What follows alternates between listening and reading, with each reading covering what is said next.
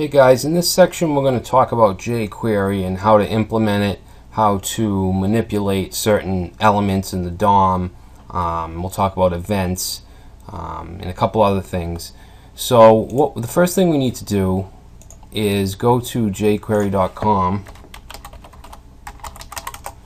and we want to download jQuery. Alright, well first let me create a folder for us to work in. So this is chapter 2, section 6.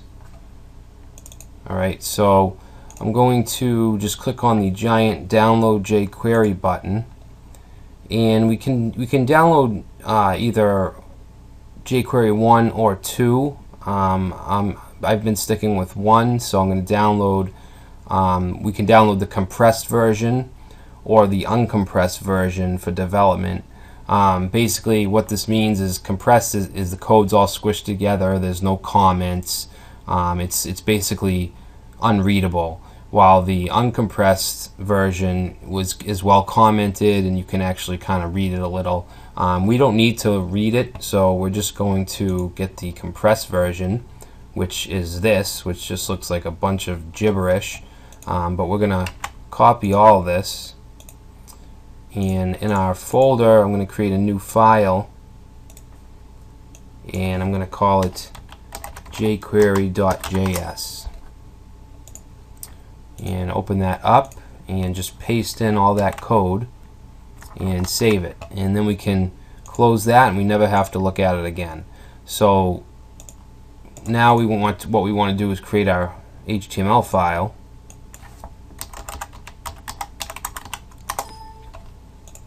Alright, so let's open that up, and I'm going to open it with Notepad, paste in some HTML. So now what we need to do is we need to include our jQuery file. So we can do that in the head if we open up a script tag, and let's say type is text/JavaScript, and source is going to point to our file, which is jQuery.js, and it's in the same folder, so we don't have to specify any type of folder or anything like that.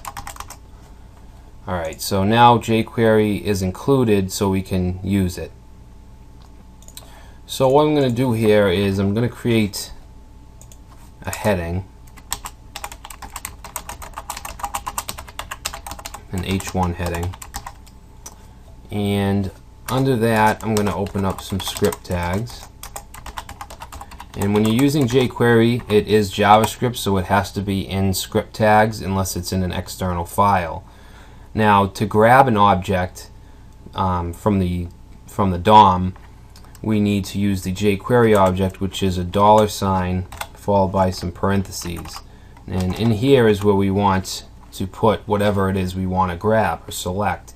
In this case it's H1. Now this is going to grab all the H1 tags in the document because we haven't specified a class or an ID. In this case it's okay. Now once we have that object, we can manipulate it and do a lot of different things. We can add events, effects. One of the methods that we can use that's pretty simple that I can show you is the add class method. Alright, so as you can imagine, all that does is adds a class. So I'm gonna add a class called red. Alright, and I'm gonna actually put some style tags up here.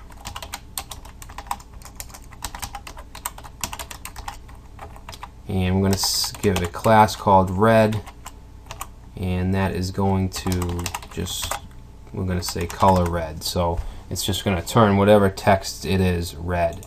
So if we save that and we reload,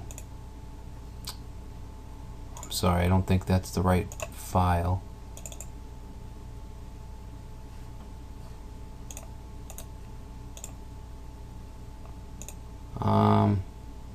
Not sure what's going on here. Style. Oh, I'm sorry. We have to have a closing script tag here. I always forget to do that. Alright, so now if I reload, this heading has a style. If we look at it through the developer tools, we can see h1 class red. Now that's not here. We're not doing that. We're not assigning that class through HTML. We're doing it through jQuery. So that's how you select an object. Now, it isn't really optimal to have your jQuery and your script tags right in the body of your document. So if we take these, if we cut this out and we put it up here, and you always want to make sure that you're including jQuery first before you use any jQuery. So we'll paste that here in the head. Now if I save this and reload, you can see that it's lost its class. So the jQuery is not being used or called. And the reason that is because we're calling it before we actually load the h1. Now, if you've dealt with, if you're a web developer and you've seen jQuery in the head, then you've probably seen the document ready syntax. So what we need to do is say jQuery document dot ready. Alright, so in the ready method we want to say function. So we're just opening up a self-calling function here. It doesn't have a name, it's just gonna run. We want to end that with a semicolon. Now this is where we want to put in all of our jQuery, right in between the parentheses. So if we save that and we reload, now it's back. We have the class is now equal to red.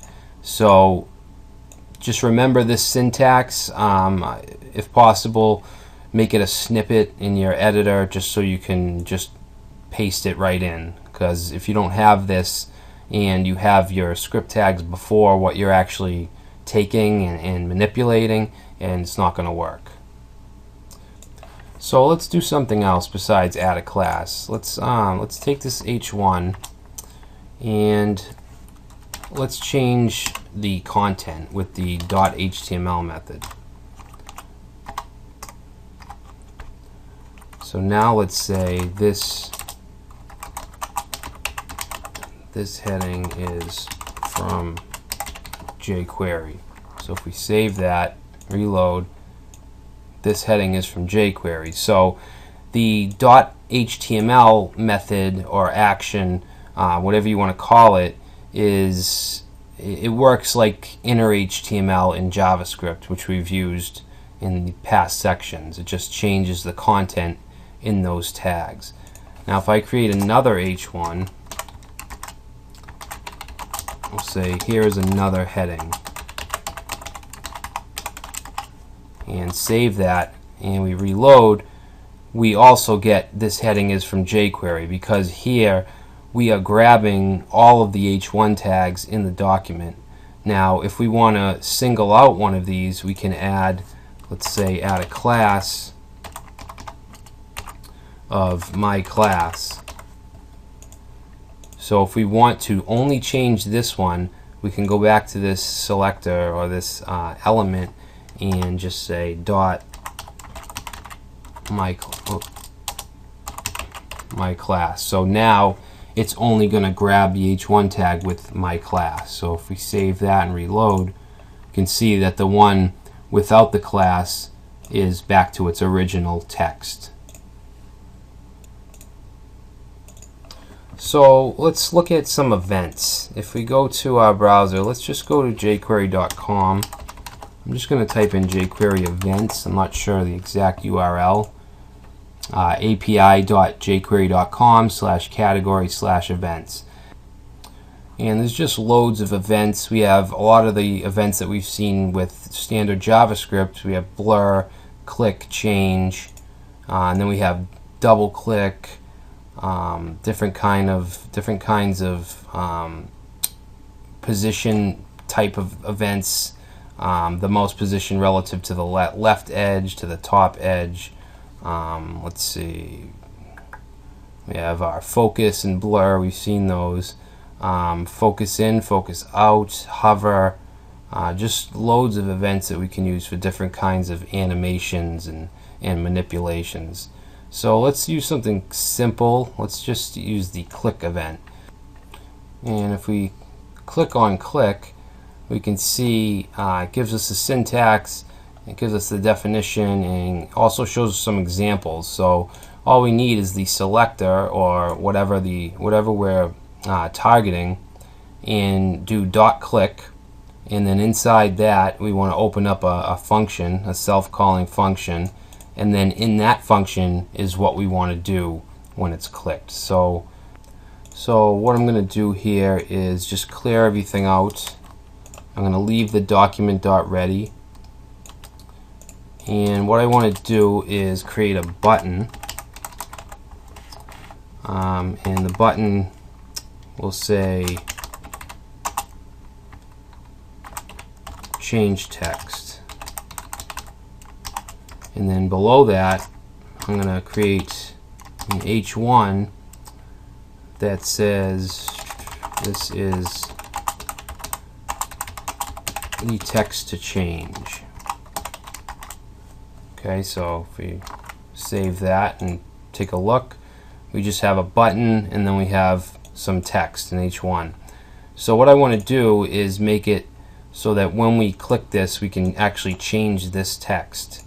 So what we need to do is we want to grab the button using the jQuery object. So we'll say button, and remember this is going to grab all the buttons on the page because we didn't specify a class or an ID. So we'll say button.click, and then in these parentheses we want to start a function. Alright, so when this button is clicked, what do we want to do? We want to take the H1 and we want to change the content, and we can do that with .html like we just did. And then in that HTML, we can say here is some new text. Alright, so very simple, couple lines of code. Save that and reload, and if we click this, it changes. Here is some new text. Now we can also use effects. So if we go to, I'm just going to type in jQuery effects. So here are just a bunch of different animations and effects that we can use. Fade in, fade out, how we can hide and show, slide up and slide down. Let's use that. So we have this, we're going to do the same thing, except we're going to change what happens when we click the button. Instead of changing the text, let's do slide up, and that takes a parameter of the speed. You can use keywords like slow, fast, or you can use numbers, and I believe it's milliseconds or something like that. I'm not really sure. 200 is a good speed though. So if we save that and we go and reload and we click the button, it slides up. Now it doesn't slide back down because we haven't specified that. If we want to do that, we can use slide toggle.